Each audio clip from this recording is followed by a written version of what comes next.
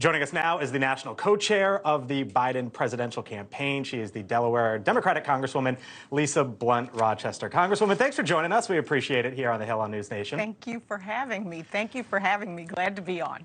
Of course, of course. So you saw the president, laugh it off over the weekend. It's a lighter event, but going forward, there are real questions about his age and what voters make of it. How does the president try to ease those concerns going forward, and can he? Yeah, I think he really says this line that sticks with me where he says, just watch me. And I think, for him, it is really just a demonstration of every day what he's been able to accomplish. And I remember at the beginning, maybe a couple of months ago when people were asking, what day is he going to announce? What day is he going to announce?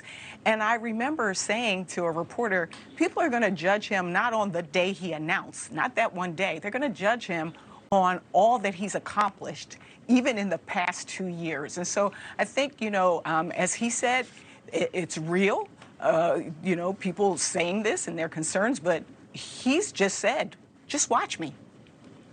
Yeah, it's part of the message that we heard from the president when he was asked directly about this. When you look at the polls, it's interesting because RFK Jr., Robert Kennedy Jr., last two polls, Congresswoman, has polled at 19 and 21%. Those are real numbers. Basically what Ron DeSantis is polling on the Republican side. And there's lots of talk about him.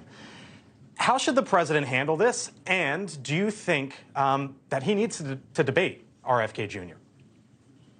Well, the debate time is kind of a little bit away off, but I know that the president does not have a fear or concern about debating anybody. If you recall, there were, I don't even know how many people were up on the stage when he debated before, and I was there during that first election, so I got to see it firsthand.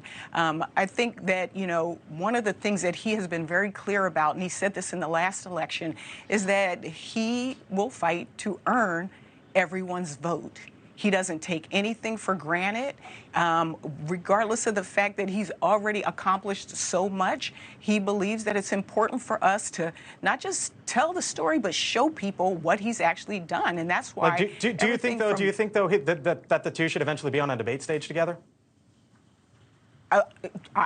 I'm not a prognosticator, but we'll see what happens. I don't even know who else might be on a stage. That's not something I've been thinking about. I've been more focused on what he's already done and what he's going to do to finish the job. Congresswoman, hi, it's Chris Steyerwalt. So you have been an important vouch safe for Joe Biden from the beginning. Home state.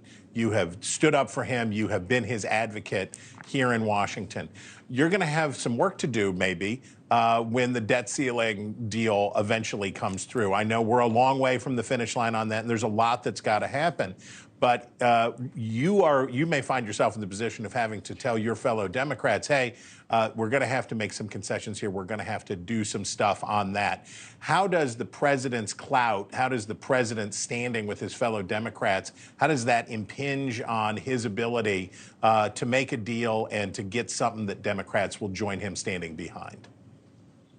Well, we've been very unified in our belief that we can't play around with this. The president, before the speaker put forward his bill, had already met with the speaker and said, bring me something serious. Unfortunately, what we received in the House was not something that was serious. It's not going to be passed in the Senate, and we know that it won't get to the president's desk. They have the May 9th meeting coming up, and it will be an opportunity for the four corners, the senators, as well as the House leadership, to meet with the president and discuss a clean debt ceiling. And I think the reason why we say that is because I know for myself, I've only been in Congress, I came in 2016, 3 times under President Trump, we passed a clean debt ceiling. And even the president himself, Trump, actually said that we should not be linking these two. It's not a negotiation. And so there will come a time for conversations about budget. That's why the president put forward a budget. But right now, this is about people's Social Security. It is about, as you all know, Meals on Wheels. Like, these are like real everyday things. It's not pie in the sky, and it's not theoretical. And so I'm looking forward to hearing what comes out of the meeting on May 9th. But the president is strong in his commitment to the full faith and credit of this country, and he's also strong in his commitment to the American people. Thanks for watching. Go to newsnationnow.com to find NewsNation on your television provider. And don't forget to subscribe. Click the red button to get more of NewsNation's fact-driven, unbiased coverage.